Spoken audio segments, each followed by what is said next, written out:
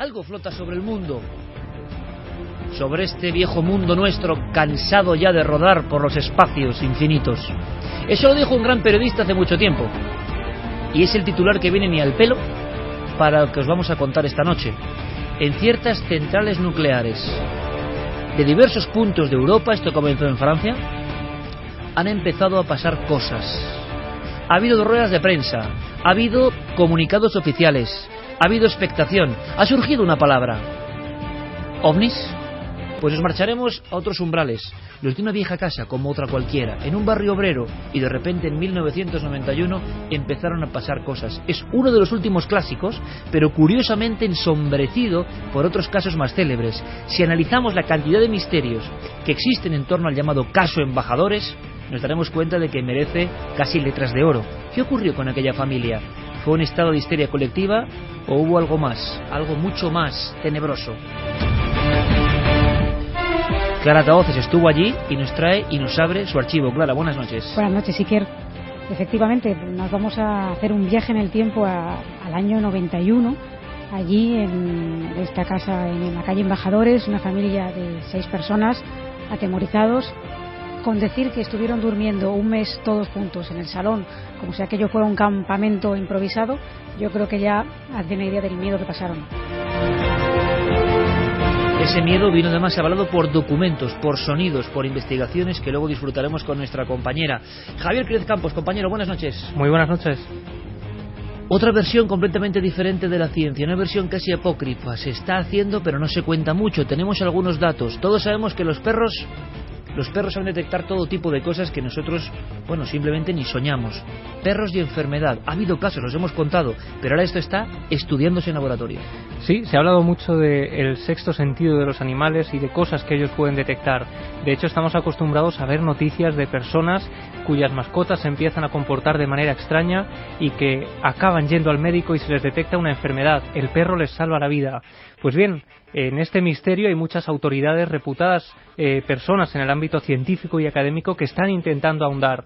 Y de hecho, en España tenemos algunas autoridades indagando a este respecto y los resultados, que nos los contarán esta noche, son realmente sorprendentes. ¿Creéis que el perro puede ser un animal alerta? Un animal que nos puede decir: ojo, te está pasando algo, te ocurre algo. Su radar es más efectivo a veces que el de cualquier tecnología. Y hablaremos, como no, de la Ouija, que vuelve a la actualidad y vuelve por un caso bien misterioso, si es como se está contando. Carmen, buenas noches. Buenas madrugadas, Iker. Pues sí, te doy unos datos. Madre e hija, sesión de Ouija. A las pocas horas, después de una nefasta predicción que le da ese tablero, la casa se incendia. Ellas dos graves en el hospital. El misterio, la ciencia, la tecnología, la historia, los animales, los sucesos extraños, lo que está ocurriendo, la conspiración, qué está pasando, todo eso y mucho más en Milenio 3. Para que el viaje sea sideral ya, para que entremos en órbita, solo falta un código, una cosa: 2 tripulantes de lujo, Guillermo León y Diego Marañón, que ahora enseguida conectamos, si es posible, con él, porque su búnker se ha llenado hasta de nieve, está en la zona de España congelada, pero quizá la magia de la radio permita la comunicación, porque él tiene los últimos datos de la primera parte del dossier sobre las centrales nucleares. Pero Guillermo y él están ya con todo en marcha en ikerjimenez.com y navedelmisterio.com, y en las redes sociales y en las vías de contacto. Milenio 3 con número @cadenaser.com si nos escriben un mail, y en las redes sociales nos tienen que buscar como Nave del Misterio en Twitter, en Facebook y en Google+. Solo digo una cosa más, no sé si va a ocurrir, es una sección un poco sorpresa, se me ha ocurrido hace exactamente un cuarto de hora y quizás sea un buen colofón, no lo sé. Se me ha pasado por la mente algo, los recuerdos, pero claro, los recuerdos de una generación tienen su simbología y los recuerdos y los sonidos pueden ser interesantes. Vamos a ver si lo logramos, o esta semana o la siguiente. El retromundo de Iker, pero que es vuestro retromundo también.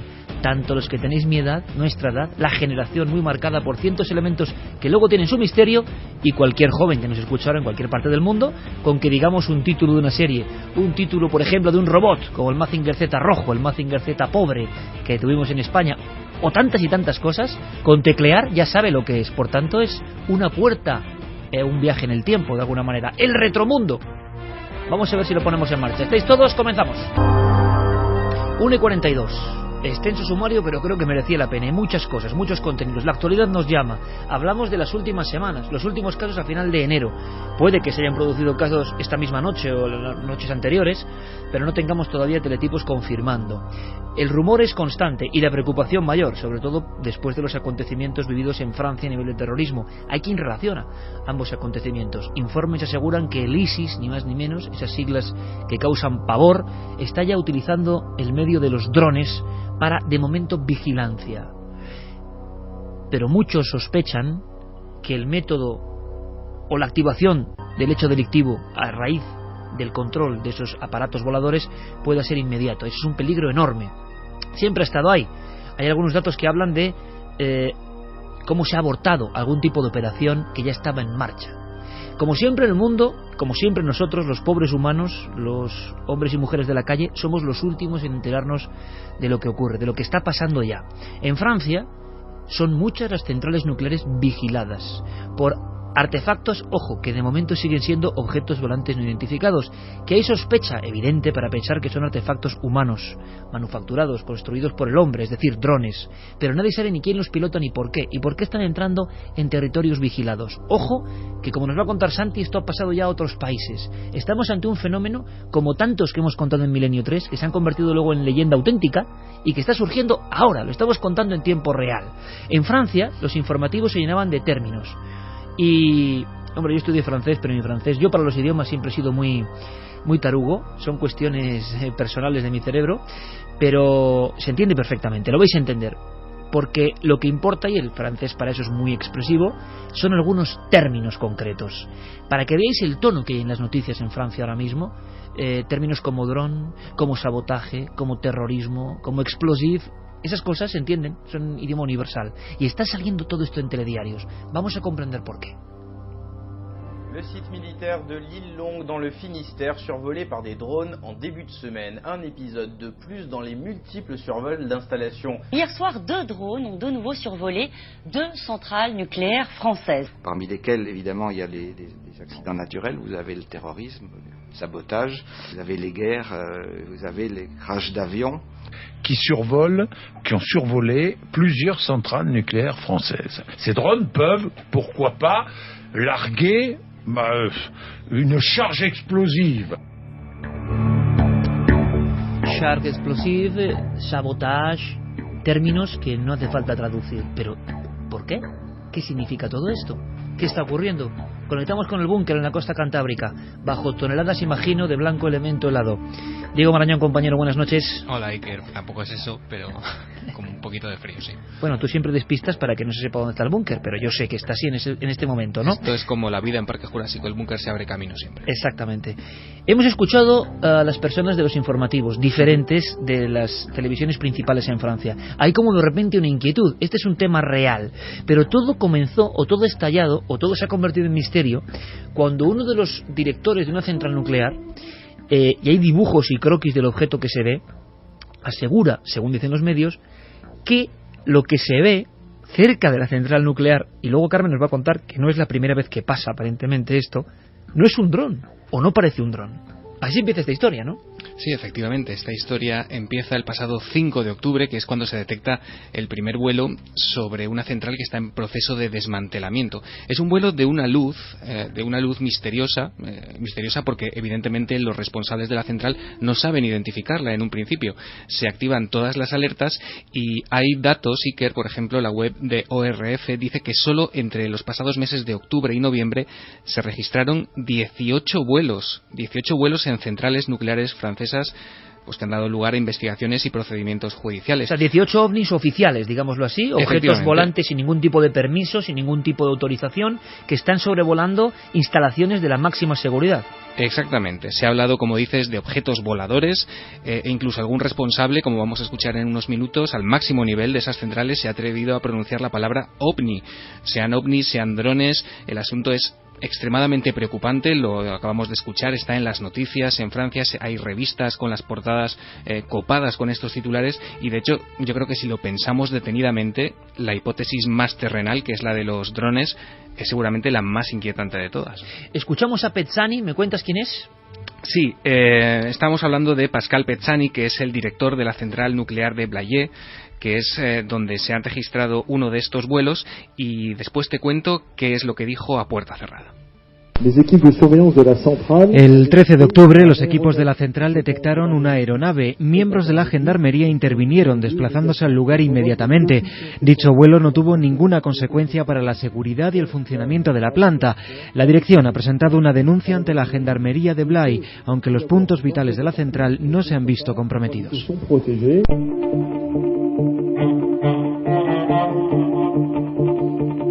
De momento una intervención que no se sale de lo normal. Y de pronto la polémica. Efectivamente, porque esta intervención es la que se recoge en una rueda de prensa, pero es curioso porque en enero el diario Sud-Ouest filtró que esta misma persona, Pascal Pezzani, que como repito es el director de una central nuclear francesa, la de Blayais, al suroeste del país, dijo durante una asamblea a puerta cerrada en la que estaba, presentando un informe de la actividad de la central durante todo el año 2014, que fuese lo que había sobrevolado su central en el pasado mes de octubre, él estaba seguro de que no había sido un dron, sino un ovni.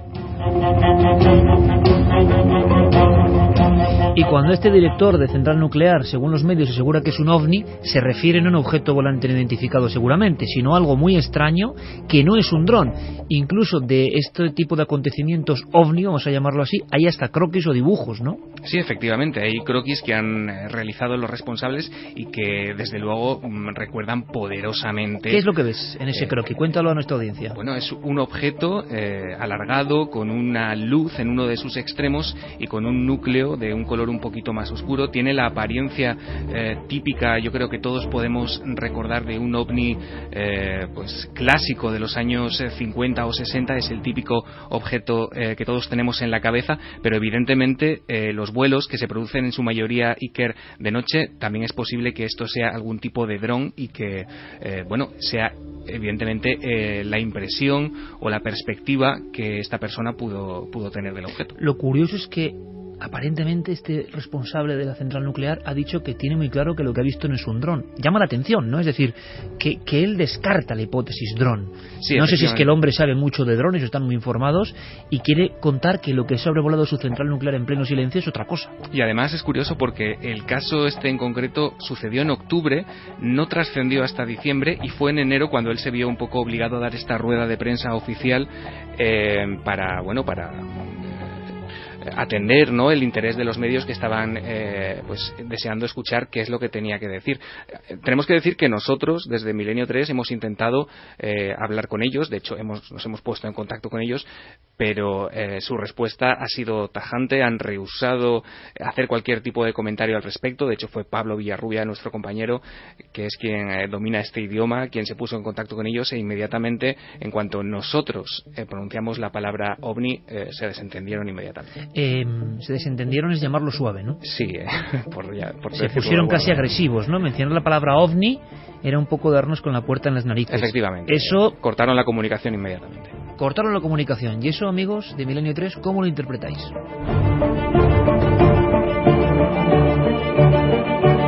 Noel Calero, Fermín Agustí, al otro lado de este gigantesco dron nave que sobrevuela el mundo del misterio, y Noel siempre acertado con estas músicas que nos meten directamente en faena. Estamos viendo algo que no sabemos si es humano, si es extrahumano, qué hace vigilando ciertos entornos. Ojo cómo está el panorama mundial, para que en el corazón de Europa esté ocurriendo esto.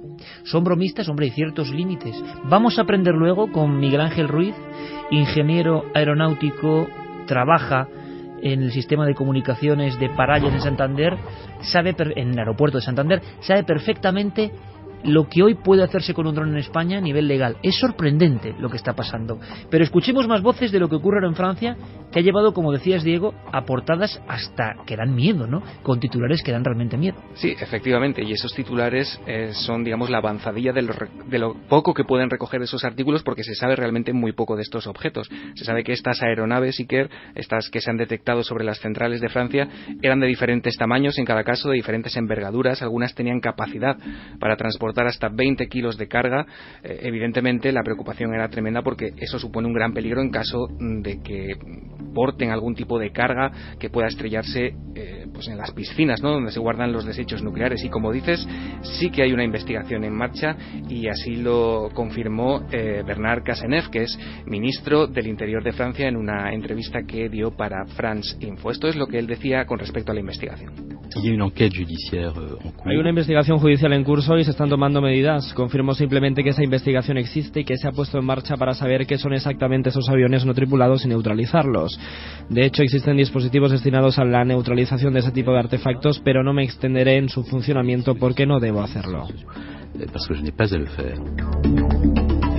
Y vuelve el silencio en torno a una situación que es nueva, que es un poco incomprensible. No se había hablado de esto, siempre un poco de soslayo, pero el ministro del Interior hablando de que esa investigación oficial está en marcha. Son efectivamente, objetos. Iker, perdona, lo curioso y lo que destaca muchísima gente y muchísimos expertos, ¿no?, que se han atrevido a investigar qué es lo que está ocurriendo, es que resulta tremendamente extraño que hasta el momento, si esas investigaciones están en marcha, el gobierno francés no ha difundido ningún dato exacto sobre la procedencia de esos objetos, sobre su origen.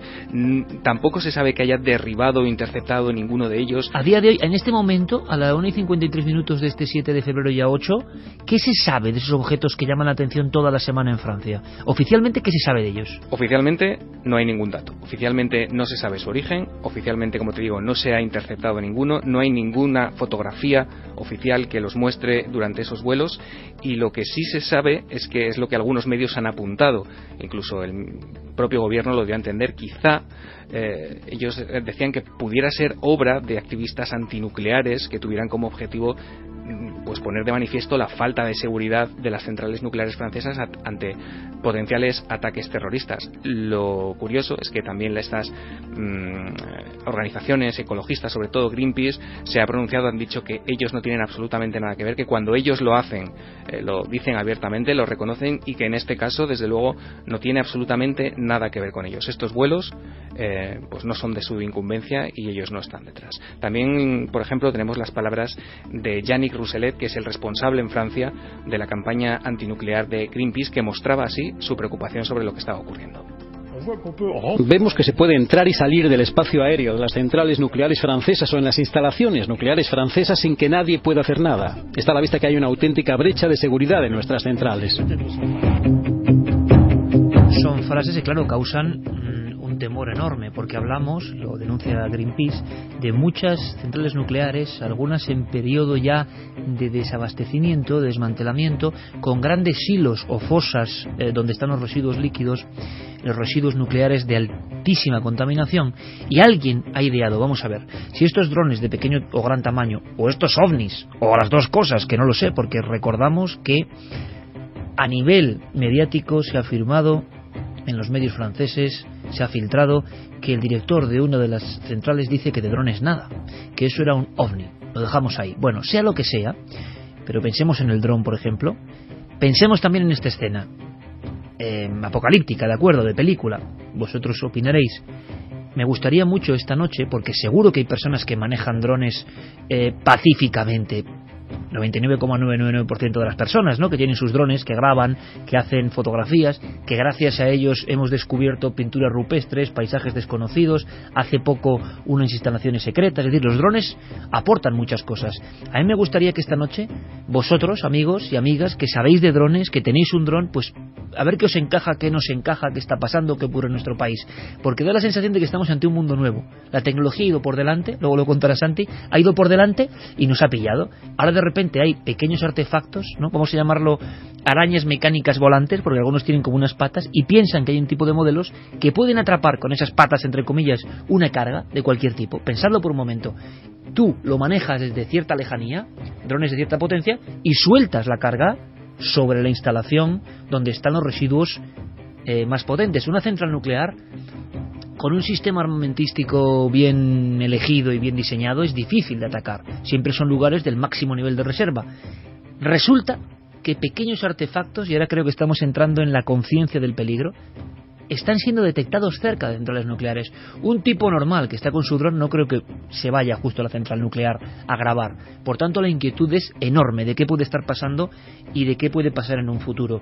Ha habido palabras de una persona fundamental en la historia de las ideas y el lenguaje y que se ha declarado, digamos, partidario de los drones como objeto de terror. Sí, es Noam Chomsky, el famoso filósofo, lingüista y activista estadounidense, que fíjate, Iker, este corte yo lo he rescatado del archivo porque es casi una profecía, pertenece al año 2013 y fíjate lo que Noam Chomsky ya entonces daba a entender que podía ocurrir con estos aparatos.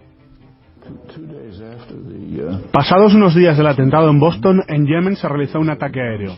Uno de otros tantos, pero este es especial, porque había un joven de aquella aldea que fue atacada y que posteriormente lo describió todo.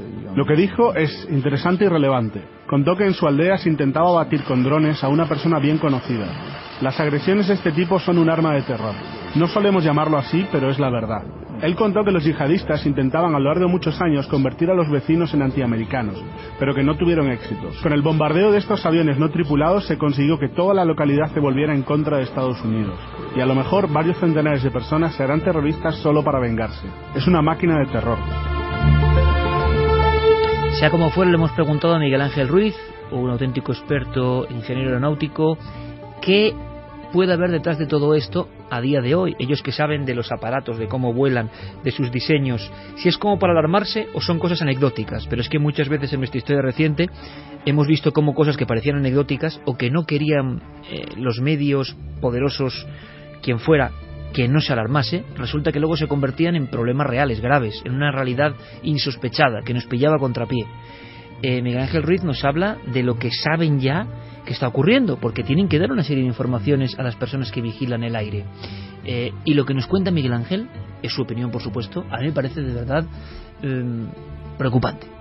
El pasado 26 de enero, un dron de 1,5 kilos se estrelló en lo que era la Casa Blanca en Estados Unidos, ¿no? Lo que pasa es que resultó ser un dron civil, parece ser que no tenía malas intenciones, pero eso ha supuesto ha elevado la amenaza en Estados Unidos porque, bueno, sabemos que las autoridades de Estados Unidos, Alemania y España y Egipto han frustrado al menos 6 potenciales ataques terroristas con drones desde 2011, ¿no? Quien sí sabemos que lo usa es el Estado Islámico y hasta ahora lo que están haciendo es usar los drones para reconocimiento, ¿no? En otros países están tratando de usar drones para pasar drogas y cosas quizás que no están tan al alcance de la gente, pero que son perfectamente factibles con drones, como es el ataque con armas químicas, ¿no? De hecho, Estados Unidos cada vez usa cosas más específicas, por ejemplo, lo que es la geolocalización de teléfonos móviles desde los drones, ¿no?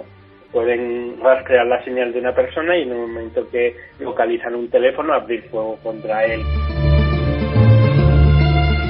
De pronto hemos visto a alguien con un teléfono móvil y el aparatito que va viniendo, que te ha localizado, que te tiene ya en su chip y que te va a quitar de en medio. Esto parece Yo Robot, películas de hace unos cuantos años que veíamos con esa historia, decíamos antes, el retromundo, ¿no? Esto será la ciencia ficción. Y de pronto la ciencia ficción se está pasando por encima, pero a una velocidad de crucero que no podemos ni alcanzar.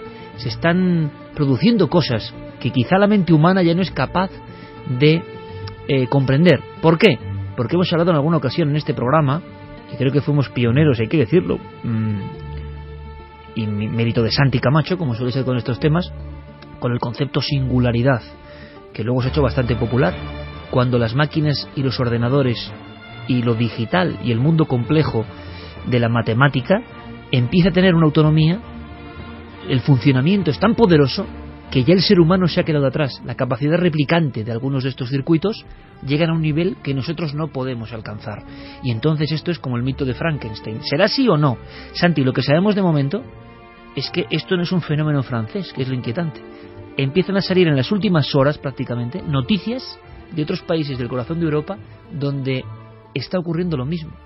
De hecho, había un precedente que se fue el pasado mes de agosto, cuando la Guardia Revolucionaria iraní abatió un dron presuntamente israelí que estaba haciendo evoluciones sobre la central nuclear de Natanz, donde se supone que están llevando a cabo sus experimentos para enriquecer uranio y convertirlo en material para armas nucleares.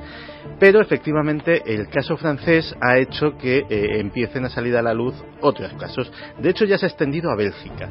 En Bélgica ya ha habido, por lo menos confirmado, y se rumorea que ha habido más, casos de drones sobrevolando una central nuclear en concreto de este país. En Inglaterra la cosa se ha convertido en materia de seguridad nacional. Elementos del Ministerio de Defensa se han reunido porque también en la prensa rumorea que ha habido algunos casos. De hecho, John Larch, uno de los mayores expertos en seguridad nuclear del Reino Unido, fue convocado a una de estas reuniones y ha declarado a la prensa que existe un riesgo real con al menos 4 escenarios que se han comprobado como perfectamente viables de llevar a cabo un atentado a una central nuclear por medio de drones. Lo primero porque un ojo experto, un ingeniero nuclear, simplemente con las filmaciones de lo que pueden ver estos drones, puede detectar a la perfección un punto débil en el sistema de refrigeración, incluso en el sarcófago del reactor, o, lo más probable, en las piscinas donde se guarda el material ya gastado, el combustible ya gastado. Lo más peligroso. Es lo más peligroso y curiosamente lo menos blindado. Lo vimos en Fukushima. Igual que el reactor tiene unos muros de hormigón tremendos que necesitarían una carga explosiva de un calibre realmente considerable y probablemente imposible de ser transportada por un dron para que se haga un daño de cierta consideración, algunas piscinas solamente tienen un tejado de hojalata. Un tejado de hojalata es la única cobertura entre eso y una piscina de agua llena de barras de uranio y de grafito radioactivos que con 3, 4 o 5 kilos de explosivo potente que perfectamente pueden ser transportados con uno de estos aparatos, pues pueden provocar una evacuación a centenares o decenas de kilómetros alrededor de una planta nuclear. Con la noticia de Francia tenemos dos posibilidades, una más romántica, más misteriosa, más si queréis de Milenio 3, aunque Milenio 3 comparte el misterio y la pura conspiración, ¿no? Yo creo que son elementos que no se os cuentan habitualmente y que nosotros nos hemos empeñado en contar porque nos interesa el mundo en el que vivimos. Y esto no es hablar de una historia vieja o antigua, es que esto está pasando ahora mismo, como ocurrió con el hum, el extraño sonido, como ocurrió con tantas cosas. Están haciendo ahora mismo. A lo mejor dentro de 20 años, en los libros que toquen los misterios de principios del siglo XXI, se hable de los misteriosos vuelos de drones no identificados que espiaban o que ya veremos, ¿no?, qué es lo que perseguían. La opción romántica es que también hay algún tipo de ovni o objeto completamente desconocido, porque ha ocurrido en otras ocasiones. La opción más humana, más lógica, más convencional, seguramente la más próxima, es que hay drones manejados por personas. Yo lanzo una pregunta a nuestros oyentes y es, si alguien está haciendo eso con aviesas intenciones, no puede estar muy lejos tampoco. O hay drones con gran capacidad de autonomía para que el tipo, sea del gobierno que sea, del grupo terrorista que sea, esté muy lejos, porque claro, le pueden detectar, ¿no? Puede estar escondido, pero relativamente cerca de la instalación. Me imagino, luego a ver si nos responden. El tema preocupa hasta el punto de que hace apenas 2 semanas el Departamento de Homeland Security, la institución de seguridad máxima de Estados Unidos, convocó una reunión de expertos con personal civil. La prensa estaba completamente prohibida, pero se podía, o sea, no era algo secreto. Ha trascendido lo que se habló y lo que se vio, sobre todo en esa reunión, sobre el tema de los drones, muy preocupados con el tema de la Casa Blanca. Allí se enseñaron drones con cargas ficticias, es decir, drones montados con explosivos falsos, para que se viese que era perfectamente operativo llevar varios kilos de explosivo en uno de estos sitios. Pero se enseñó una película que dejó absolutamente asombrados a los presentes. Era un experimento, unas maniobras que se habían hecho con la premisa de utilizar solamente $5.000 de material. $5.000 de material en drones y montar un ataque contra una columna de vehículos acorazados y armados del ejército de los Estados Unidos. ¿Adivina quién ganó? Los drones. pregunto a Tomás, ¿qué pasa en España? Vamos a ver, Carmen, si hay algún tipo de comunicación de personas al control en el tema de los drones, que no debe ser tampoco fácil, no es sencillo, ¿no? Las personas que manejan drones, porque hay de todo tipo y muy económicos también, ¿no? Pero escuchad algo que tiene que ver con nuestro país, porque claro, estaremos pensando, es que igual nuestro país, igual está pasando y no nos informa, igual ha ocurrido y no nos dicen nada. Yo qué sé, yo no digo nada, pero puede pasar. ¿Cuál es la normativa exactamente, además ampliada y actualizada recientemente, que Miguel Ángel Ruiz sabe de memoria, en nuestro país, en nuestra piel de toro? Esto yo creo que es sorprendente. Estaríamos hablando de unas condiciones que imponen a todos los drones de hasta 25 kilos de peso, en el cual tienen que tener una placa de identificación, un piloto autorizado, es decir, existe ya el carnet de piloto de drones en España, pero tienen unas restricciones importantes, por ejemplo, de operar en zonas no pobladas, en espacio aéreo no controlado, y que no se vaya más allá de los 500 metros sin superar los 120 metros de altura, ¿no? Luego existen otras, la ley regula otras muchas cosas, como por ejemplo que los drones puedan grabar audio y vídeo, ¿no?, en determinadas circunstancias, etcétera, ¿no? Pero como digo, por primera vez en la historia, España ya tiene una normativa para regular el uso.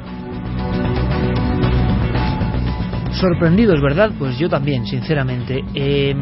Es que ha habido muchas historias, unas anti en Chernóbil, precisamente. Hay mucho mito, ¿verdad? No lo sé. También algunos se han querido llevar el tema por ahí, de apariciones de ovnis, o sea, mucho tiempo antes de los drones, 1986, sobre la central más famosa del planeta. Pues sí, justo en el momento más crítico en que el reactor estaba expuesto y la radiación estaba subiendo a niveles absolutamente catastróficos, mucha gente dice que allí se vio planear un objeto extraño que disparó un rayo luminoso hacia el corazón del reactor abierto de aquel reactor número 3 de la central de Chernóbil, y que a los pocos minutos la radiación empezó a bajar a niveles mucho más tolerables y mucho menos catastróficos. Es un mito, es una realidad. Desde luego es difícil de creer. Es difícil de creer. Ver un objeto, a no ser que fuese quizá, quién sabe, un objeto real, un objeto terrestre, no conocido, pero la gente cuenta eso, que vio eso. Te puedo asegurar que la, entre comillas, leyenda en Chernóbil y en los alrededores ha habido gente que me la ha contado a mí como escuchada de bomberos, escuchada de personal que estuvo allí, incluso de personas ya fallecidas. Es decir, mi difunto marido me contó, es decir, que está muy viva esa pero historia. Como un objeto que de alguna forma blindaba, sellaba o ayudaba. Sí, de hecho la historia es que aquello fue lo que evitó realmente una reacción, el famoso síndrome de China, una reacción en cadena fatal que hiciera que el núcleo del reactor llegase hasta el centro de la Tierra con unas consecuencias absolutamente imprevisibles. Fíjate que es interesante, pero justo con lo que contaba Santi, hay precisamente un ufólogo ruso, Vladimir Avinsky, que él entre los años 70 y 80 recogió decenas de casos de avistamientos de extrañas luces y aeronaves en diferentes centrales nucleares de la antigua Unión Soviética. Y él contaba no solo eso, sino que en algunas de esas centrales, después de los avistamientos de estas naves, algunos investigadores habían encontrado unos extraños artefactos que tenían forma piramidal.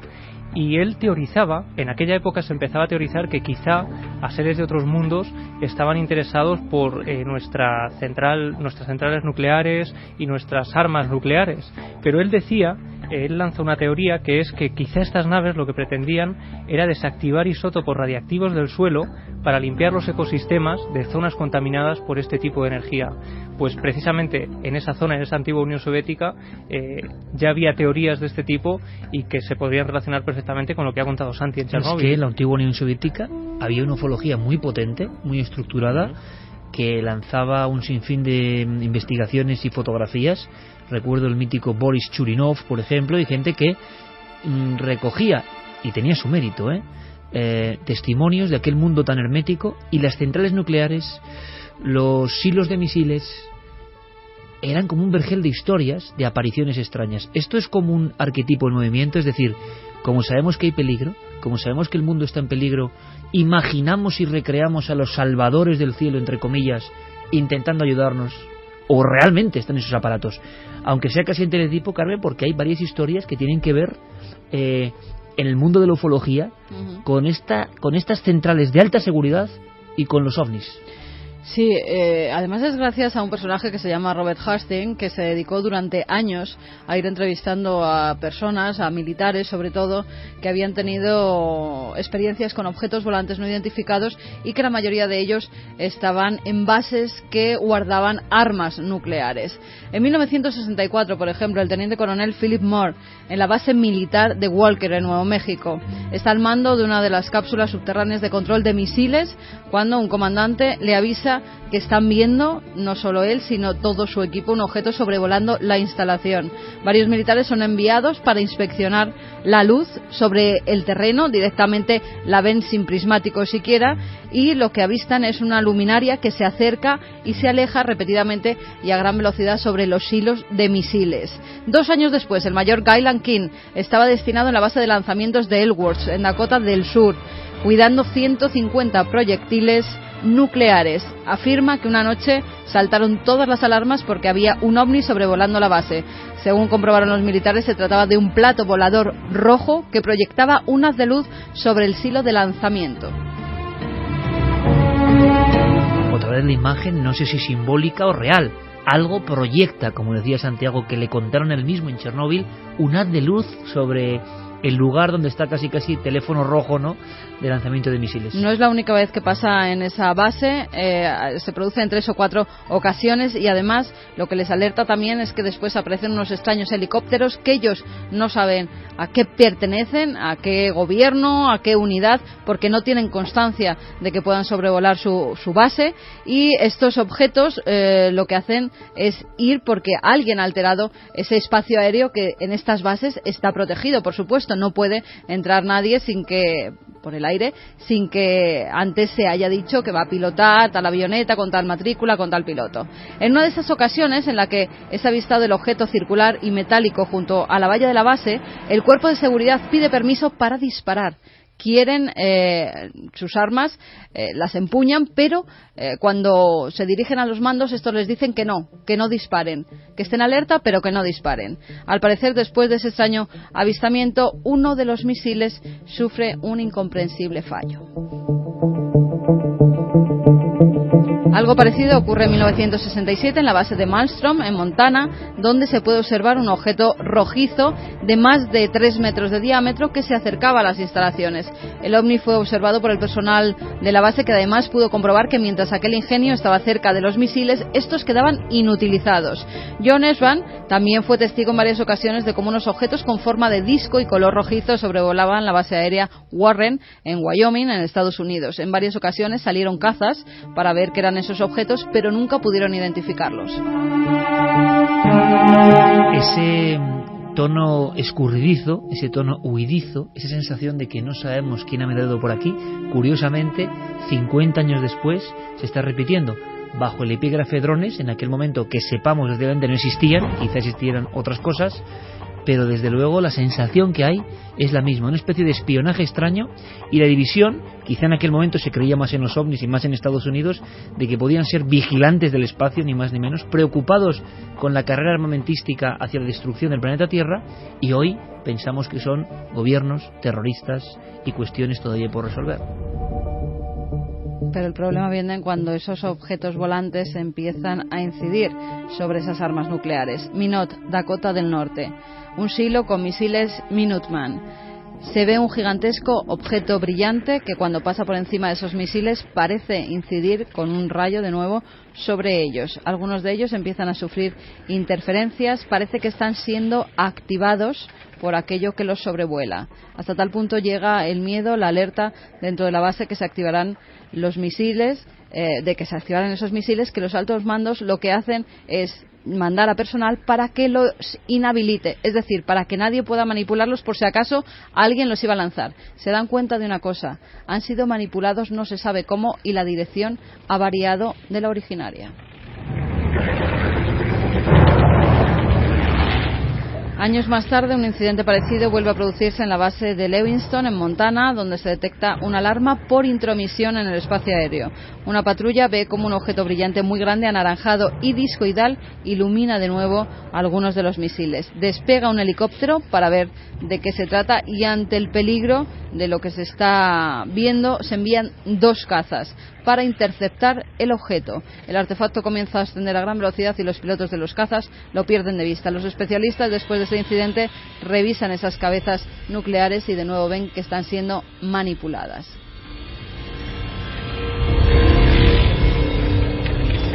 Todo esto también suena inquietante, ¿eh?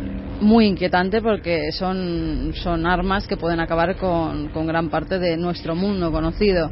Y no solo eso, sino que en todos los casos, después de ver esos objetos sobre bases militares, lo que se dice es silencio, aquí no ha pasado nada.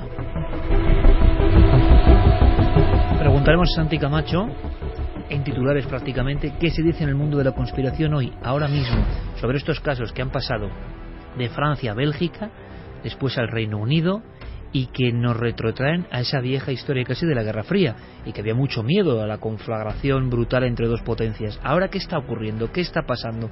¿Qué se dice? Pero antes, 2:17, me comunicaba Fermín Agustí por vía interna que Diego tenía una noticia de ultimísima hora. Diego. Bueno, sí, es que con el paso de los meses, Iker, como estáis comentando, esa preocupación ha aumentado. Fíjate, comentaba Carmen hace nada el despliegue que en ocasiones se había producido para interceptar esos aparatos, y es que en enero de 2015, hace un mes, las autoridades francesas investigaban también el vuelo por parte de drones no identificados de la principal base de submarinos nucleares ubicada al noroeste del país. Un diario local, Le Telegram, dijo que varios helicópteros, una decena de infantes de marina y numerosos gendarmes fueron desplegados en el área que rodea la base para intentar recuperar esos pequeños aparatos. No lo consiguieron, Iker. Lo que es curioso también, déjame decirte, es que el 4 de noviembre la policía francesa detuvo a 3 jóvenes que tenían un dron, los detuvo cerca de una central nuclear a unos 400 kilómetros al sur de París, y a pesar de que la propia policía dijo que estas personas de ninguna manera podían estar detrás de todos los incidentes ocurridos y que probablemente solo estaban imitando los incidentes, desde luego el gobierno francés se ha agarrado como un clavo ardiendo a esta posibilidad, porque evidentemente la detención de unos simples gamberros es desde luego la menos comprometida para la seguridad de sus centrales nucleares. Suena un poco a chivo expiatorio, quizá. Efectivamente. Chivo expiatorio también nos recuerda mucho a las explicaciones que se dieron en su día con los círculos de las cosechas. Es decir, pues porque hubo unos bromistas que hicieron uno, resulta que todos los círculos de las cosechas del mundo parecía que eran fraudulentos. Bueno, enseguida todo el mundo lo creyó, porque el efecto de encontrar un bromista haciendo algo, de inmediato es un poco dominó, ¿no?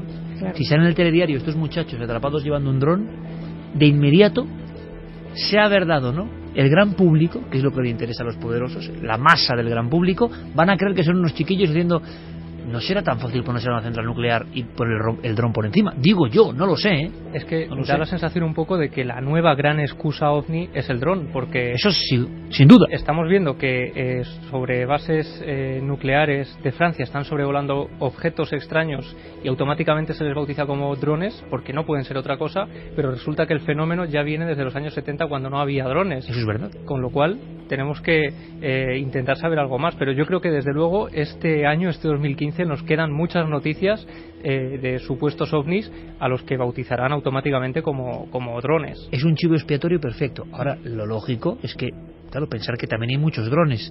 La versión de la conspiración que dice estas horas, Santi, ese mundo en el que tú te mueves, ¿qué cree que está ocurriendo en Europa? ¿Qué están haciendo en estos días? Ojo. Pues hay 2 vertientes y curiosamente ninguna tiene que ver con los ovnis. Parece que la hipótesis ovni queda para los románticos. Efectivamente. Efectivamente, lo que se está pensando es que tal vez alguien, y se apunta directamente pues a integristas islámicos, puede estar ensayando, planificando, viendo la posibilidad de que se pueda hacer algo sobre una central nuclear en Francia, que no olvidemos que ha sido un país que recientemente ha sido castigado por ese tipo de terrorismo. Y luego está la parte más rebelde o más retorcida, que opinan que todo esto puede ser una cortina de humo para establecer lo que se denominan las vallas electrónicas en los drones. ¿Qué son las vallas electrónicas? Hasta hace bien poco, tú te comprabas un dron de cualquier modelo y podías volarlo donde quisieras, incluso por zonas prohibidas, y era tu responsabilidad. Si te pillaban, allá tú con las consecuencias penales o administrativas que tuvieras que arrostrar. Sin embargo, lo que se está viendo es que, como casi todos los drones tienen posibilidad de geolocalización GPS, establecer, y ya hay en algunos modelos establecido eso, vallas electrónicas, lugares por los que por su propia programación es imposible que pasen. Si intentas pasar, se una barrera tipo la cúpula, ¿no? Sí, se encuentran una muralla invisible que no les deja penetrar. Eso ya, de hecho, hay modelos que tienen casi todos los aeropuertos mundiales un perímetro de 1,5 millas alrededor con sus vallas invisibles, pero que pues a lo mejor instalaciones secretas, instalaciones nucleares.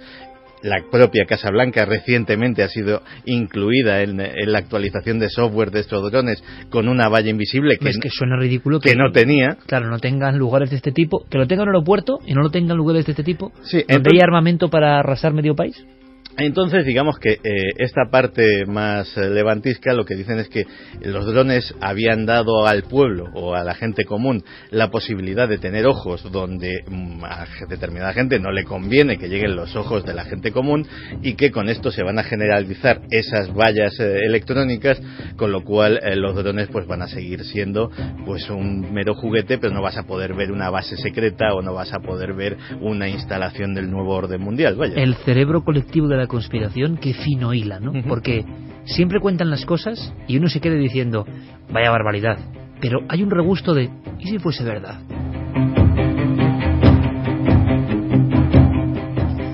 Pues vamos con algunos de los mensajes. Pedro Pérez decía, si en España pasa algo parecido, no se entera nadie. Me imagino que algo ha tenido que pasar ya, seguro. MAPI, ¿podrían tratarse de mecanismos de contravigilancia de los propios estados en instalaciones estratégicas no declarados?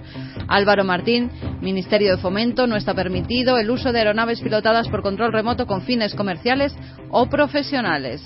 Ya, pero si el fin es curiosear. Miguel dice, hay libertad de uso de drones, no haría falta ningún tipo de legislación sobre estos aparatos, cualquiera puede manejarlos. Jesús Batarrica, no creo... Ha dicho Miguel Ángel Ruiz que ya hay un carnet, digamos, de operador de drones. Ya, pero es que también venden una especie de que es para los niños y graba perfectamente igual que un dron, como unos helicópteros que además suben muchísimo, graban en vídeo perfectamente, fotografían. ¿Se considera dron? ¿No se considera dron? Luego hay una cosa, que es que la tecnología está avanzando muchísimo. Ya hay drones de juguete, digámoslo así, que tienen unos tamaños absolutamente diminutos. Es decir, son espías como perfectos. Un pajarito. Y no solamente que vuelan, sino que saltan. Sí, sí. De hecho, ahora mismo están limitados pues por la autonomía y por que lógicamente con ese tamaño no tienen capacidad para llevar una batería de larga duración, pero dentro de nada habrá baterías de células de combustible, habrá baterías de grafeno, habrá una auténtica revolución en el campo de la energía miniaturizada, de tal manera que un dron que mida pues poco más que un gorrión puedas volarlo a una distancia absolutamente increíble, y eso sí que ya es indetectable por el ojo, por el radar o por cualquiera. Montaña Sánchez dice, los drones me están dando mucho miedo, según las manos que los guíen pueden salvar vidas, que igual arrasar una ciudad. Sí, porque además hace poco se publicaba la noticia de un equipo español que había creado un dron que podía llevar órganos para trasplantes, con los cuales también hay grandes ideas, ¿no?, para hacer el bien. Jesús Bastarrica dice, no creo que tenga nada que ver un dron atacando un pueblo con un dron sobrevolando una central nuclear. Daniel Echevarría, un ejército de drones son un arma imposible de parar, no tiene límite al no ser tripulados, tecnología en manos del hombre. María Daza, da un poco de miedo cosas que vuelan sobre una central, deberían estar protegidas, que la que se puede liar es gorda. Edu dice, igual es alguna empresa o particular interesado en averiguar si hay radioactividad o algo por el estilo. Lo increíble es que no sabemos, que sería tan sencillo saberlo, comunicarlo, esto ha sido así, hasta la matrícula tal, y este es el objeto con fotografías, pero es que después de no sé cuántos meses de sobrevuelos, 18 detectados en Francia, nadie sabe nada. Eso sí que es inquietante, ¿no? Y eso Sí, está de pasando. hecho, es que además, por el tamaño que tienen, incluso estos que eran drones, si son drones de un determinado tamaño, son absolutamente invisibles al radar. Es que son muy pequeñitos. Estos avistamientos se los debemos a la agudeza visual de los vigilantes de las centrales nucleares.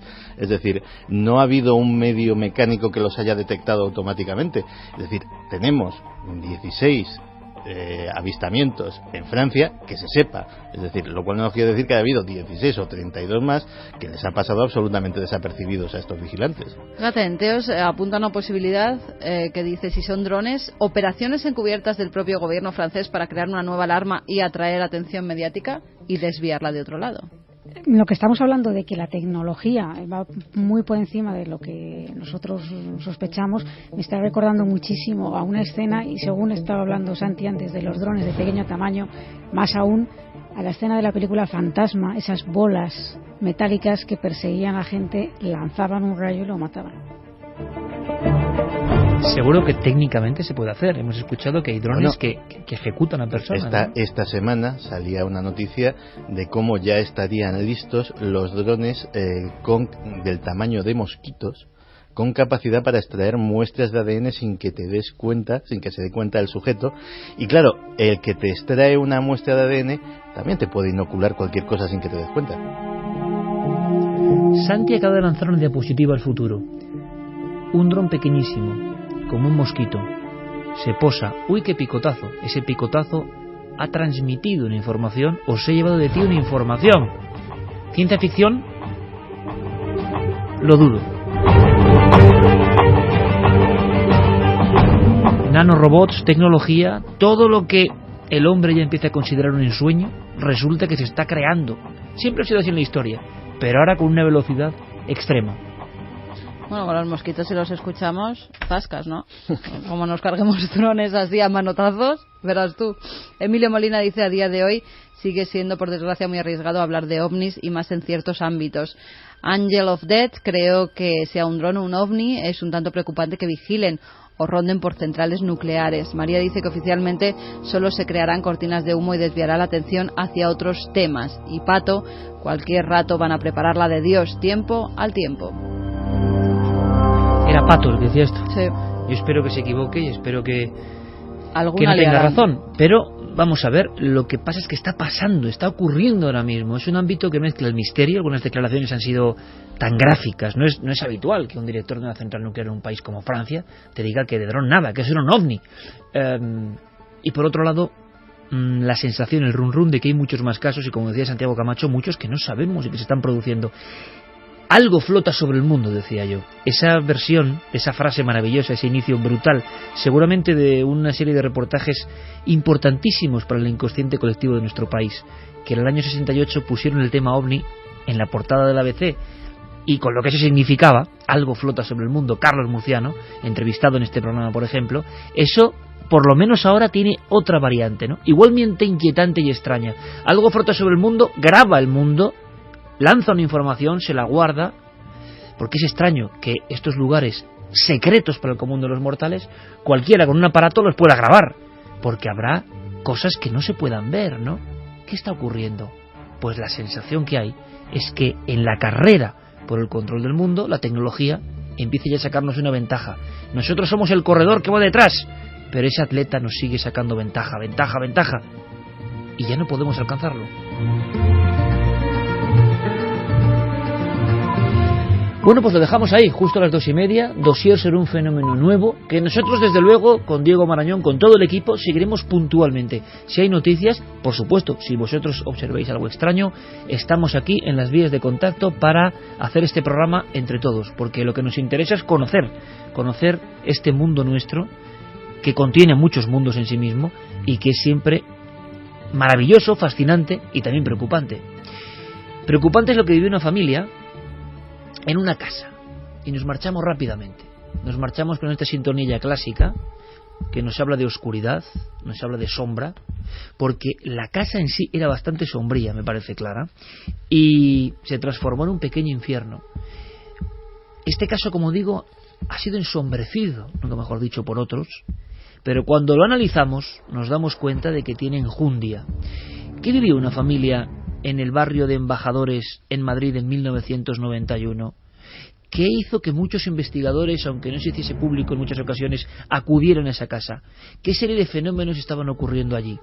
Clara Tahoces abre su archivo. Nos vamos a situar en el año 1991, en un momento en el que estos fenómenos, como muchos de los casos que hemos visto en esta sección, estaban desprestigiados, ¿no? La gente había muchos casos, que es una cosa paradójica, ¿no? Había muchos casos, pero en cuanto saltaban a la luz, pues había quien intentaba desprestigiarlos o quitarles importancia, ridiculizar a sus protagonistas, etcétera. Y en este contexto, en una vivienda de la calle Embajadores, en Madrid, tenía unos 80 metros, hall, 3 dormitorios, un baño, una cocina y un salón comedor. Vivía una familia compuesta por 6 personas de clase media baja, el padre, la madre, 2 hijos, la esposa de uno de ellos, un bebé pequeñito y una perra. Y bueno, todo comenzó, como nos explicaba uno de los protagonistas, Javier, el hijo, como si fuera un sueño, algo parecido a un sueño en el que empezaba a notar como una fuerza que le oprimía el pecho. Claro, decimos, bueno, pues esto es muy parecido a muchos de los fenómenos relacionados con la parálisis del sueño, etcétera. Oía voces que le hablaban y él automáticamente, claro, en esa circunstancia se despierta, o si es que estaba dormido, porque decía que era una especie de sueño, pero realmente llegaba a despertarse y claro, de parálisis nada, porque lo que hacía era coger la Biblia, asustado. Si tú ya tienes ese nivel de conciencia, ya no estamos hablando de una parálisis del sueño. Él tenía esos sueños repetitivos y ya había cogido cierto miedo y tenía la Biblia cerca de la mesilla como un objeto protector. Exacto. Entonces, él, en esas voces que oía, a veces le hablaban y le decían que nunca habían visto a alguien que tuviera tanta fuerza y que sabía protegerse muy bien por coger esa Biblia. Solamente una vez vio una especie de sombra que cruzaba y que le llamó la atención que únicamente tenía 3 dedos. Este hombre se asusta, no cuenta nada a la familia en un principio y asegura, pensad en la imagen por favor amigos, que ve una sombra fugaz, pero que debe llevar la mano en tal posición que él distingue que tiene solo 3 dedos en una mano. Sí, y esta característica tan especial le hace recordar un suceso del pasado, de cuando él era casi un niño, estaba con unos amigos bañándose en un río. Uno de ellos, por un defecto físico, tenía solamente 3 dedos en una mano, con tan mala suerte que una de esas tardes que se estaban bañando en el río, tropezó, se dio la cabeza contra una piedra y se murió. Entonces él tenía un poco esa asociación de ideas con la garra que, por cierto, en un momento determinado notó como si le pegara un puñetazo en el pecho y estuvo 2 días con un dolor fuerte ahí.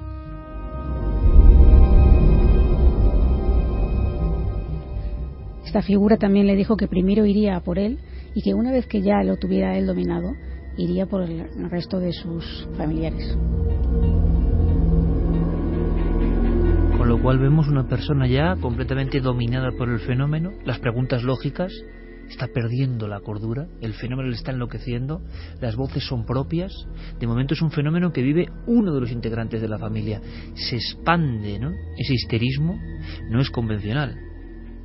En la habitación, como una sombra huidiza, saliendo entre el armario y la puerta, una escena, una especie de sombra sin rostro, y solamente, pensadlo amigos, esa señal, pero que para quien lo está viendo es importantísimo. La sombra se va deslizando, casi imaginamos un Nosferatu, ¿no? Pero al final, la mano con 3 dedos. Claro, esto si hubiera solamente sido Javier quien hubiera percibido este tipo de situaciones, de fenómenos, pues bueno, efectivamente podría ser un tema de alucinación, o incluso trauma que se proyecta en un momento determinado en el futuro por algún detonante de estrés, etcétera. Pero es que el padre y la esposa de Javier también empezaron a notar este tipo de presencias, este tipo de opresiones, de sensaciones de como si algo estuviera acechándoles. Y decían que todo comenzaba como una especie de ráfaga de aire frío y un frío intenso se apropiaba del lugar. Estaban durmiendo y de repente aquello parecía una nevera y estaba todos los radiadores encendidos, la calefacción, todo. Claro, ¿por qué empieza esto? Según me comentaban, habían realizado una sesión de Ouija, no en ese lugar, curiosamente, sino en una casa que tenían en Villaverde, pero fue a raíz de esta sesión cuando empiezan a manifestarse los fenómenos. Es decir, el principal testigo, la persona que vio al niño con 3 dedos ahogarse, Javier, que está en su dormitorio y empieza a ver estas voces, que, ojo, es un mensaje muy complejo, por tanto también sospechoso, pero ahí lo dejamos. Voy a ir a por ti, luego por tu familia. Todo esto, sea trauma o sea una realidad, empieza el detonante, una vez más, con la Ouija, de la que luego hablaremos. Sí, de hecho, en esta casa que estaba, en una casa semi-abandonada, en una puerta habían colocado, no había una puerta como tal, habían puesto un tablón para impedir que nadie entrara, y en un momento de la sesión ese tablón se desplomó y casi se les cae encima. Ellos estuvieron muy asustados y a raíz de todo ello empezaron a suceder las cosas extrañas, pero ya no solamente a ellos, a los protagonistas directos de esta casa, sino a algún familiar aledaño que estaba participando en la sesión de Ouija. Nos lo contaban así. Mi cuñado tampoco creía, a raíz también de la Ouija se le apareció, que no cree, no es creyente, se le apareció una señora, pues eso, que le dejaba inmovilizado en la cama, una señora toda vestida de negro, pasaba por la habitación. Pero es que le pegaba al perro, o algo le hacía a un perro que tenía. Escuchamos a Clara grabando a varios miembros de una familia que casi se atropellan, que están viviendo una situación de tensión. Hay otros casos clásicos en Madrid que es que me recuerdan como calco a esto, ¿no? La familia entera quiere contar lo que le está ocurriendo y hablan de agresiones incluso a un perro, una sombra oscura de uno de los integrantes que ha vivido esa experiencia con la Ouija, y algo que tiene que ver con agresiones y con el perro. Sí, y que no vive en esa casa, curiosamente, es decir, pero que sí está repitiendo un poco el fenómeno. Exacto. Personas diferentes que estuvieron en aquella sesión están viviendo en sus casas por separado algo parecido. Algo parecido. Claro, todo esto, a medida que van incrementándose y que van poniendo en común las cosas que les van pasando, es cuando se dan cuenta de que algo raro pasa. De hecho, Javier estuvo mucho tiempo pasándole estas cosas sin decir nada, porque le daba miedo de contarlo y también no quería asustar ni a su mujer, ni a sus padres, etcétera. Pero bueno, ya llegó un momento en el que, como decíamos en el sumario, tenían tanto miedo que decidieron poner los colchones en el salón y dormir los 6 allí. Estuvieron durmiendo un mes así.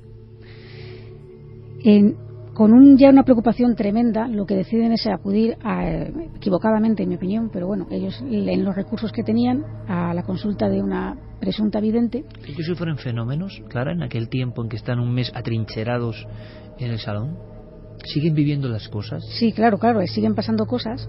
Y claro, cuando ya ven que que esto no mejora, el miedo es tal que lo que deciden es buscar una solución a su manera.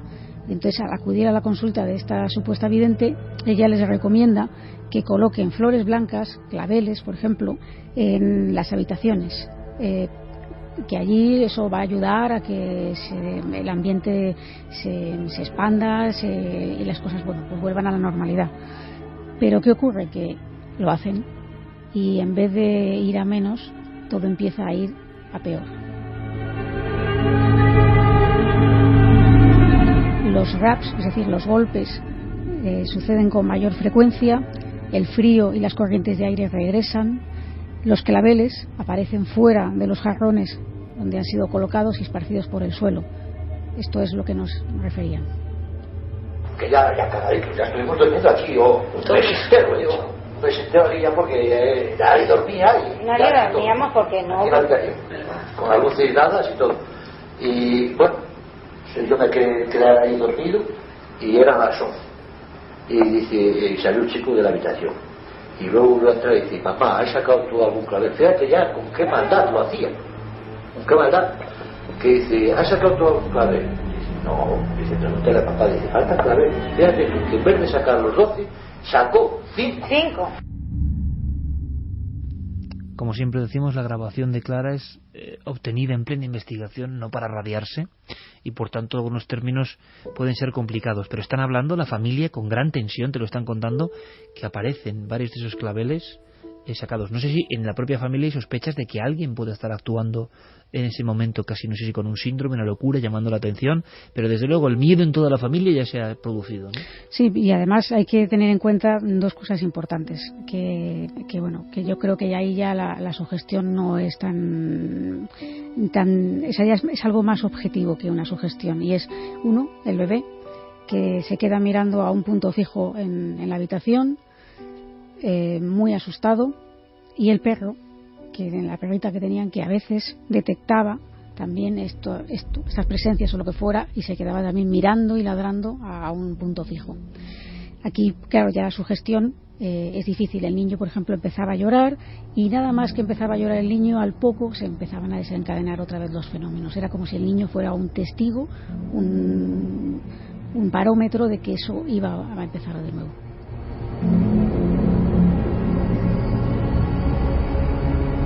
Nos contaba el padre que una de las veces, por ejemplo, que pasó esto con el niño, una figurilla que tenían de adorno salió disparada en el salón contra una pared y se rompió.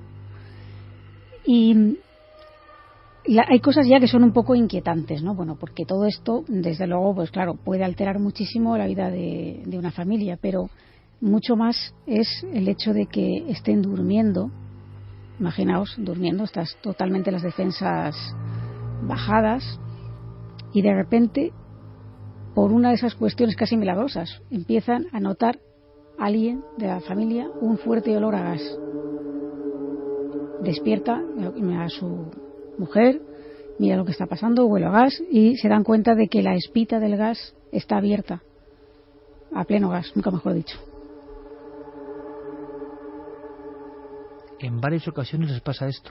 Algo o alguien ha dejado el gas abierto. Sí, otra de las cosas también muy increíbles, así dicho, que suena casi de película, de poltergeist, ¿no?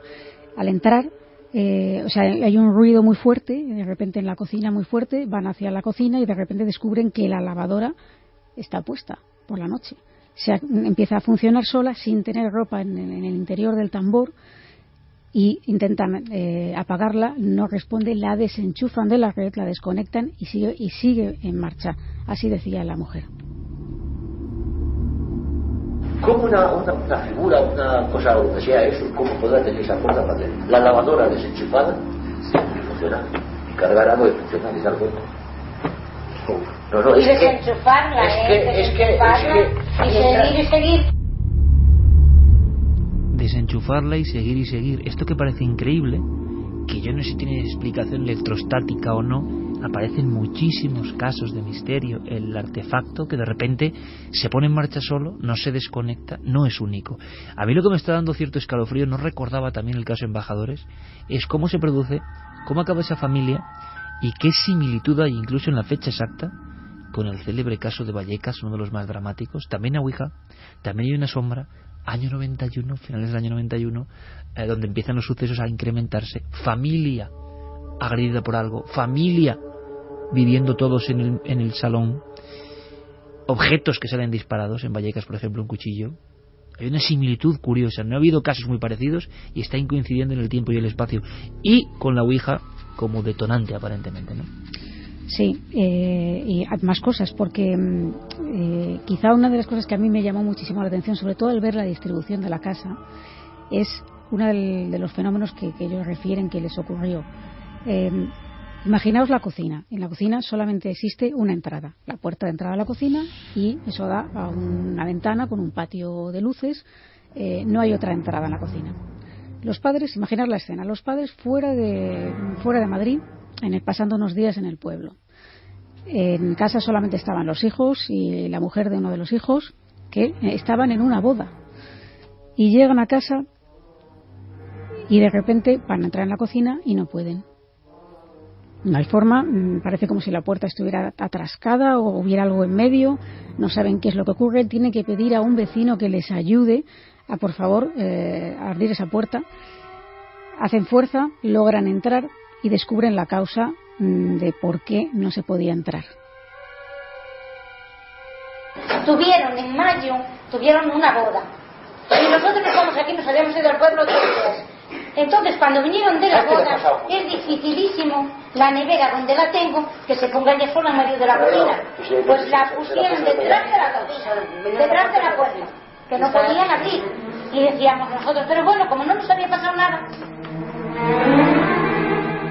Una cocina que solo tiene una entrada y que el pedazo de armatoste, sobre todo como eran las cocinas hace unos años, recordarlo, que se ha movido, se ha descolocado de su lugar y se ha puesto bloqueando la puerta como para que nadie entre. Exacto.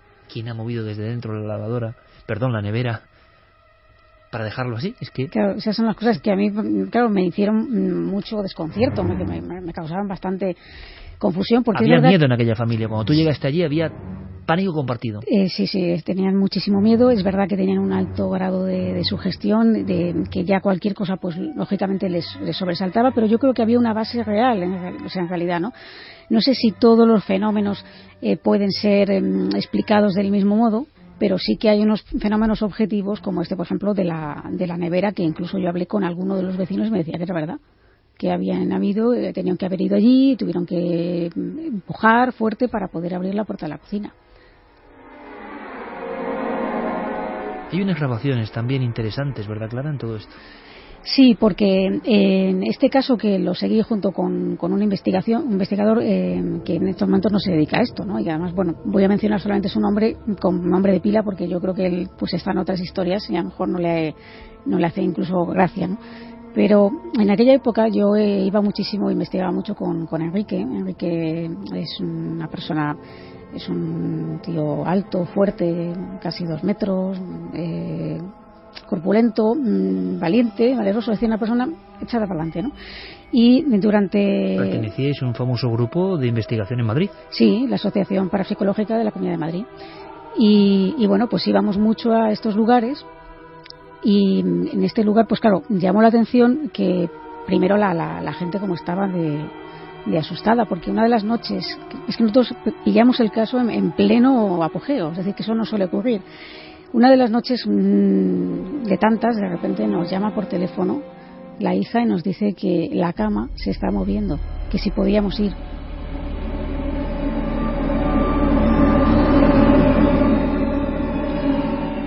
Fuimos.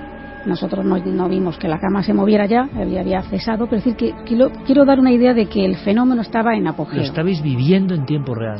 Claro, lo que pasa es que... ¿Te llegó a impresionar esa casa, Clara? ¿Llegasteis a...? Sí, a mí me impresionó por lo que voy a contar a continuación, porque después de visitarla en varias ocasiones, una de ellas nos quedamos por ahí por la noche. Ellos nos decían que las cosas empezaban a pasar a partir de la 1:15 de la madrugada, que era más o menos esa hora donde empezaba todo, ¿no? Y bueno, cenamos con ellos. Los padres, los cabezas de familia, no estaban en Madrid en ese momento, estaban solamente los hijos, la mujer del hijo, el niño pequeño durmiendo en una habitación y la perrita. Y bien, pues nosotros la idea nuestra era, porque estaban muy alterados, la verdad, pues un poco distendir el ambiente, estar con ellos, estar también alertas, porque claro, a estos sitios hay que ir más de una vez, hay que intentar estar allí y ver si lo que te están contando puede ser verdad o no, ¿no? Entonces, bueno, como digo, estábamos ahí tranquilamente, incluso contando chistes, es decir, no hablando de nada, sobre todo dándoles un poco de tranquilidad, ¿no? Cuando a la 1:30 de ese 22 de marzo de aquel año 1991 sucedió algo que aún no hemos podido explicar. A esa hora, la perra sale corriendo de una de las habitaciones, llorando, y se mete debajo de los pies del hijo. Acto seguido, y esto lo he oído yo, lo oyó también Enrique y lo oímos todos, suenan 3 golpes fuertes. ¿Así? Sí, como si alguien golpeara. Tipo rap. Exacto, como si alguien golpeara un armario que había de madera en la habitación, pero claro, allí no había nadie excepto el niño, el bebé, que estaba durmiendo.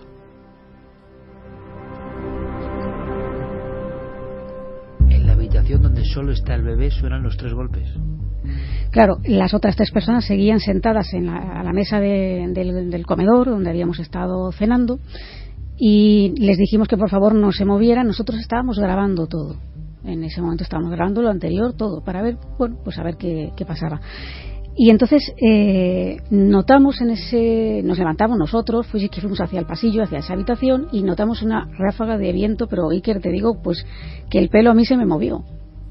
Yo esto lo he vivido, o sea, es que las pocas veces que yo he vivido algo estando en un sitio. En ese momento te diriges con Enrique y una ráfaga de viento helado. Sí. Notas que físicamente se mueve tu cabello. Sí, se mueve, y Enrique lo ve moverse, es decir, claro, Enrique bastante asustado. Y teníamos y tú también, me imagino. Yo también. Teníamos unos termómetros y notamos que la temperatura había descendido de 28 a 22 grados en ese momento. Prácticamente todo volvió a la normalidad a las 2:05. Es decir, todo esto, como ves, lo tengo muy minutado porque lo tomamos mucha molestia de anotar todo, ¿no?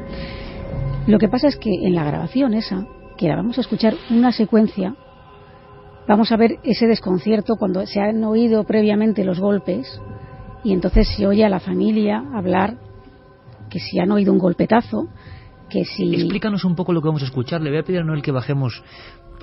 Primero es confusión. Claro, primero la excepcionalidad, creo, de contar con Clara y con su archivo y con sus vivencias, ¿no? Pero cuando llega un caso vivido, claro, todo es excepcional. Y a ver si tenemos tiempo, porque seguramente hay preguntas para Clara o opiniones, ¿no?, sobre lo que está contando.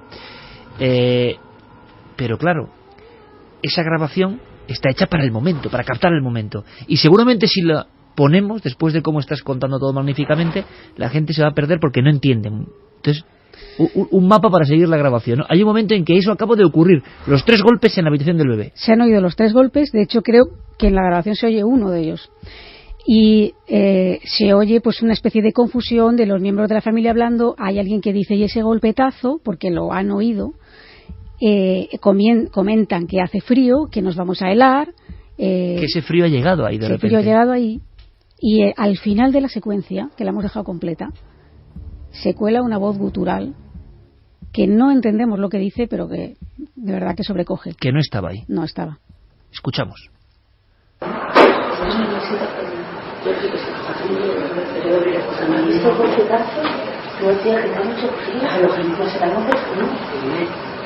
Que no le pasa nada, tío. Nos vamos a hablar de frío aquí todos.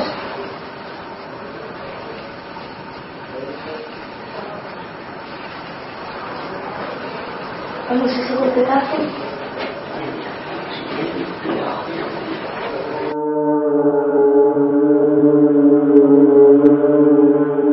Me ha puesto los pelos de punta por algo que luego comentaré. No puedo contar mucho hasta el momento, pero junto a Fermín Agustí he escuchado yo unas grabaciones hoy que me han inquietado, y eran golpes, pero tenían un no sé qué sé yo, es intuición, pura subjetividad. No es esto que hago yo, era otra cosa. En esta grabación de Clara, nada más empezar la grabación, se oye el pam. Ese era uno de los golpes. Ese era uno de los golpes. Y luego la voz final, que es que yo no logro casi, es como un susurro final, como un poco...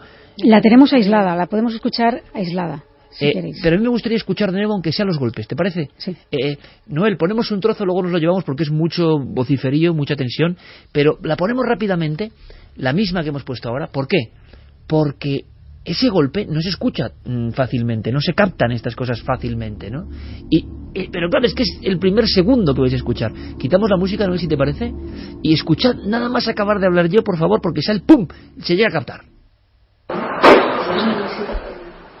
Nos lo vamos llevando, Noel. Está ahí un cacharrazo impresionante. Y luego dices que has aislado la voz. Sí, lo que he hecho ha sido, como es la voz aparece al final, o sea, yo quería que escucharais la secuencia, digamos, para integrada ambiente, en mitad, ¿no?, de todas las voces de ellos. Exacto. Y ahora lo que es la voz, que yo desde luego no entiendo, pero algo parece que dice como de judíos. Escuchamos.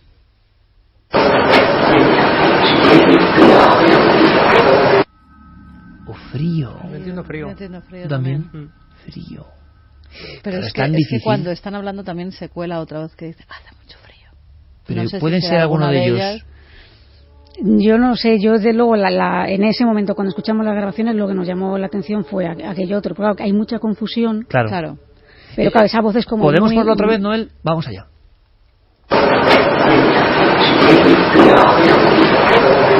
Hay una voz como por encima, por lo tanto es muy difícil. Estamos escuchando con cascos aquí, ¿eh? Si vais en un coche, si no estáis con cascos y en la cama, como dice Fermín Agustí, que se escucha bien este programa, si no estáis en cascos en la cama, no os enteráis de esto, ¿no? Pero desde luego es una sensación tremenda. ¿Qué pasó con esta historia, Clara? Bueno, pues... El frío, los golpes, las voces, el miedo en una familia, lo que estaba ocurriendo, los claveles, el hombre de los 3 dedos. Pocas veces hemos visto un caso con tal cantidad de historias. Y como siempre, ¿qué pasó? Acabaron... Hay una cosa increíble, quisieron vender la casa de inmediato, como ocurrió en Vallecas. Sí, ellos intentaron vender la casa, creo que al final lo consiguieron, pero no les fue nada fácil porque, como digo, habían pasado por ahí. Precisamente nosotros no éramos los problemáticos, sino... Sí, curanderos, videntes, intentando dar una solución y empeorándolo todo, ¿no? Sí, incluso pues salieron en televisión, se corrió la voz y aquello ya empezó a tomar un cariz de que fue a peor, ¿no? Y ellos querían marcharse, pero no les resultó nada fácil vender la casa. Y luego ya desgraciadamente claro, eso fue hace muchos años, les he perdido la pista. Ojalá nos estuvieran escuchando y nos pudieran decir cómo acabó esto. Hemos hecho de la tecnología, la actualidad, lo que está ocurriendo, lo que está pasando, fenómeno nuevo. De pronto nos hemos zambullido en la radio más clásica, la más antigua, la eterna, la que no pasa de moda, yo creo, y a mí por lo menos, Clara, te lo digo, me ha puesto los pelos de punta. Quizá andaba yo un poco también sugestionado por lo que he escuchado con Fermín y fuera, pero la sensación que yo tengo es que esto tenía una serie de historias realmente arquetípicas de lo que es el misterio puro y duro. Que claro, ¿cómo no te va a enloquecer esto? ¿Cómo no vas a estar luego sugestionado? Que tú vayas y haya sustos quiere decir que todo es fraude, o que esa gente está ya desquiciada y que cualquier cosa le puede alarmar. ¿Hay alguna pregunta, alguna cuestión o alguna valoración de lo que ha contado Clara en uno de sus archivos sin duda más potentes de la historia? Pues la valoración es que todos se irían de la casa, que no sí, saben cómo aguanta la gente. Hombre, porque no tienen otra salida tiempo. A veces, ¿no? Claro. Pero Rothschild no eran, desde luego. En la casa de Vallecas les costó muchos años vender esa casa. Y una gente de clase media baja, con todos los respetos, honestos trabajadores, pero no tienen para ese otro sitio. ¿Qué haces? Pues te aguantas. Trabajadores se dedicaban, padre y el hijo eran panaderos, eran estos que madrugaban a las 3 de la mañana para ir a trabajar, y me consta que todo el día trabajando. Te leo algunos de los mensajes. Fernando Carretero, tapadito hasta los ojos, escuchando a Clara Tauces y encima el viento azotando mi casa. Sí, Antonio es Rubio, noche como para escuchar esto, la verdad. 94, buf, madre mía con la casa, yo no aguantaría ni un día entero soportando tales fenómenos. Flipando. Evelis, espeluznante estas historias, y si encima oigo ruidos raros en la casa ya no os quiero ni contar. María Daza, quita el cable y sigue funcionando, vamos, yo salgo por patas. María dice, lo entiendo, yo la hice muchas veces y bueno, digamos que no es apto para todos los públicos. Exactamente. José Antonio, ¿cuántas historias? Me acaba de dar un susto Carlos Cala, acaba de aparecer, ha entrado sigiloso en la oscuridad, no dice nada, y me giro y veo una sonrisa y digo, atrás, te pega un brinco. José Antonio decía que cuántas historias extrañas alrededor de las sesiones de Ouija. DJ Periáñez, ya te digo, se experimenta con todo, pero la Ouija hay que respetarla, se crea o no en el más allá. Desde luego son casos muy espectaculares. A mí se me ha quedado símil. Era un trauma de ese muchacho, pero ve una sombra con 3 dedos y él en su infancia, un niño que por desgracia para él le faltan 2 dedos, tiene solo 3 dedos, se ahoga delante de él, ¿no? Claro, y se puede quedar ahí impregnado. Bueno, nosotros regresamos enseguida con un montón de historias. Lanzamos la advertencia.